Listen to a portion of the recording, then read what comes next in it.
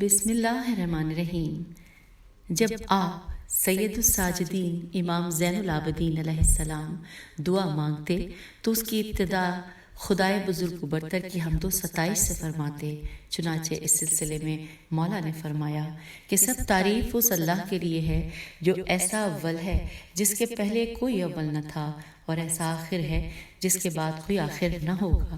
وہ خدا جس کے دیکھنے سے دیکھنے والوں کی آنکھیں عاجز اور جس کی توصیف و ثنا سے وصف بیان کرنے والوں کی عقلیں قاصر ہیں۔ اس نے کائنات کو اپنی قدرت سے پیدا کیا اور اپنے منشائے ازلی سے جیسا چاہا انہیں ایجاد کیا، پھر انہیں اپنے ارادے کے راستے پر چلایا اور اپنی محبت کی راہ پر ابھارا۔ جن حدود کی طرف انہیں آگے بڑھایا ہے ان کے پیچھے رہنا، اور جن سے پیچھے رکھا ہے ان سے آگے بڑھنا ان کے قبضہ و اختیار سے باہر ہے۔ اسی نے ہر ذی روح کے لیے اپنے پیدا کردہ رزق میں سے معین و معلوم روزی مقرر کر دی ہے۔ جسے زیادہ دیا ہے اسے کوئی گھٹانے والا نہیں ہے، اور جسے کم دیا ہے اسے کوئی بڑھانے والا بڑھا نہیں سکتا۔ پھر یہ کہ اسی نے اس کی زندگی کا ایک وقت مقرر کر دیا اور ایک معینہ مدت اس کے لیے ٹھہرا دی، جس مدت کی طرف وہ اپنی زندگی کے دنوں سے بڑھتا اور اپنے سرمایہ زیست کے سالوں سے اس کے نزدیک ہوتا ہے، یہاں تک کہ جب زندگی کی انتہا کو پہنچ جاتا ہے اور اپنی عمر کا حساب پورا کر لیتا ہے تو اللہ اسے اپنے ثواب بے پایاں تک، جس کی طرف اسے بلایا تھا، یا خوفناک عذاب کی جانب جسے بیان کر دیا تھا، قبض روح کے بعد پہنچا دیتا ہے، تاکہ اپنے عدل کی بنا پر بروں کو ان کی بدعمالیوں کی سزا اور نیکوکاروں کو اچھا بدلہ دے۔ اس کے نام پاکیزہ اور اس کی نعمتوں کا سلسلہ لگاتار ہے۔ وہ جو کرتا ہے اس کی پوچھ گچھ اس سے نہیں ہو سکتی، اور لوگوں سے بہرحال باز پرس ہوگی۔ تمام تعریف اس اللہ کے لیے ہے کہ اگر وہ اپنے بندوں کو حمد و شکر کی معرفت سے محروم رکھتا، ان پے ہم عطیوں پر جو اس نے دیے ہیں اور ان پے در پے نعمتوں پر جو اس نے فراوانی سے بخشی ہیں، تو وہ اس کی نعمتوں میں تصرف تو کرتے مگر اس کی حمد نہ کرتے، اور اس کے رزق میں فارغ البالی سے بسر تو کرتے مگر اس کا شکر بجا نہ لاتے، اور ایسے ہوتے تو انسانیت کی حدوں سے نکل کر چوپایوں کی حد میں آ جاتے اور اس توصیف کے مصداق ہوتے جو اس نے اپنی محکم کتاب میں کی ہے کہ وہ تو بس چوپایوں کی مانند ہیں، بلکہ ان سے بھی زیادہ راہ راست سے بھٹکے ہوئے۔ تمام تعریف اللہ کے لیے ہے کہ اس نے اپنی ذات کو ہمیں پہچانوایا اور حمد و شکر کا طریقہ سمجھایا، اور اپنی پروردگاری پر علم و اطلاع کے دروازے ہمارے لیے کھول دیے، اور توحید میں تنزیہ و اخلاص کی طرف ہماری رہنمائی کی، اور اپنے معاملے میں شرک و کجروی سے ہمیں بچایا۔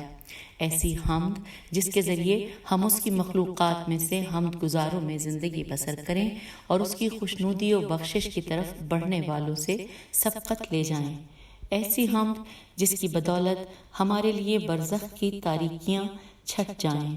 اور جو ہمارے لیے قیامت کی راہوں کو آسان کر دے، اور حشر کے مجمع عام میں ہماری قدر و منزلت کو بلند کر دے، جس دن ہر ایک کو اس کے کیے کا بدلہ دیا جائے گا، اور ان پر کسی طرح کا ظلم نہ ہوگا، جس دن کوئی دوست کسی دوست کے کچھ کام نہ آئے گا اور نہ ان کی مدد کی جائے گی۔ ایسی حمد جو ایک لکھی ہوئی کتاب میں ہے، جس کی مقرب فرشتے نگہداشت کرتے ہیں، ہماری طرف سے بہشت بری کے بلند ترین درجات تک بلند ہو۔ ایسی حمد جس سے ہماری آنکھوں میں ٹھنڈک آئے، جبکہ تمام آنکھیں حیرت و دہشت سے پھٹی کی پھٹی رہ جائیں گی، اور ہمارے چہرے روشن و درخشاں ہوں جبکہ تمام چہرے سیاہ ہوں گے۔ ایسی حمد جس کے ذریعے ہم اللہ تعالیٰ کی بھڑکائی ہوئی اذیت دہ آگ سے آزادی پا کر اس کے جوار رحمت میں آ جائیں۔ ایسی حمد جس کے ذریعے ہم اس کے متقرب فرشتوں کے ساتھ شانہ بشانہ بڑھتے ہوئے ٹکرائیں، اور اس منزل جاوید و مقام عزت و رفعت میں جسے تغیر و زوال نہیں، اس کے فرستادہ پیغمبروں کے ساتھ یکجا ہوں۔ تمام تعریف اس اللہ کے لیے جس نے خلقت و آفرینش کی تمام خوبیاں ہمارے لیے منتخب کیں اور پاک و پاکیزہ رزق کا سلسلہ ہمارے لیے جاری کیا اور ہمیں غلبہ و تسلط دے کر تمام مخلوقات پر برتری عطا کی، چنانچہ تمام کائنات اس کی قدرت سے ہمارے زیر فرمان اور اس کی قوت و سربلندی کی بدولت ہماری اطاعت پر آمادہ ہے۔ تمام تعریف اس اللہ تعالیٰ کے لیے ہے جس نے اپنے سوا طلب و حاجت کا ہر دروازہ ہمارے لیے بند کر دیا، تو ہم اس حاجت و احتیاج کے ہوتے ہوئے کیسے اس کی ہم سے عہدہ برا ہو سکتے ہیں اور کب اس کا شکر ادا کر سکتے ہیں؟ نہیں، کسی وقت بھی اس کا شکر ادا نہیں ہو سکتا۔ تمام تعریف اس اللہ کے لیے ہے جس نے ہمارے جسموں میں پھیلنے والے اعصاب اور سمٹنے والے عضلات ترتیب دیے اور زندگی کی آسائشوں سے بہرہ مند کیا اور کار و کسب کے اعضاء ہمارے اندر ودیعت فرمائے اور پاک و پاکیزہ روزی سے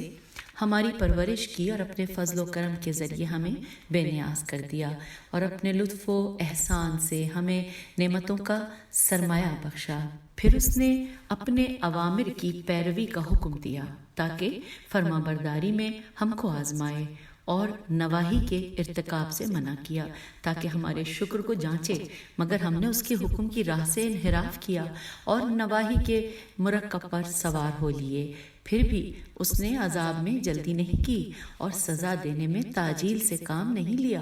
بلکہ اپنے کرم و رحمت سے ہمارے ساتھ نرمی کا برتاؤ کیا اور حلم و رافت سے ہمارے باز آ جانے کا منتظر رہا۔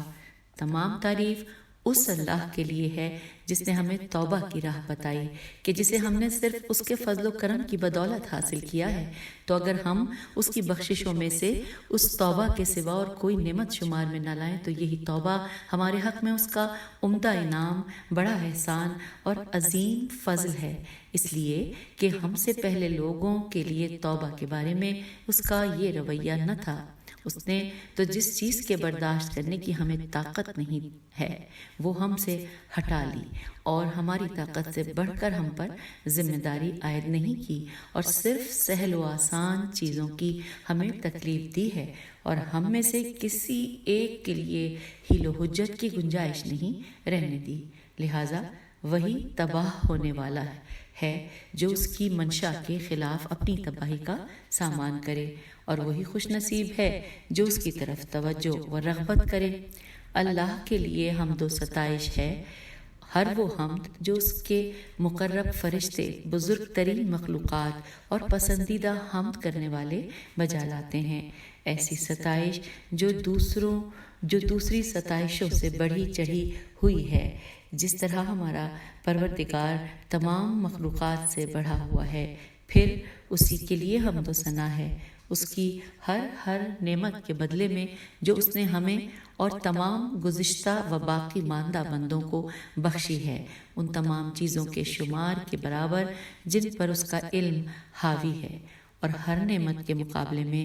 دگنی چوگنی جو قیامت کے دن تک دائمی و ابدی ہو، ایسی حمد جس کا کوئی آخری کنارہ اور جس کی گنتی کا کوئی شمار نہ ہو، جس کی حد و نہایت دسترس سے باہر اور جس کی مدت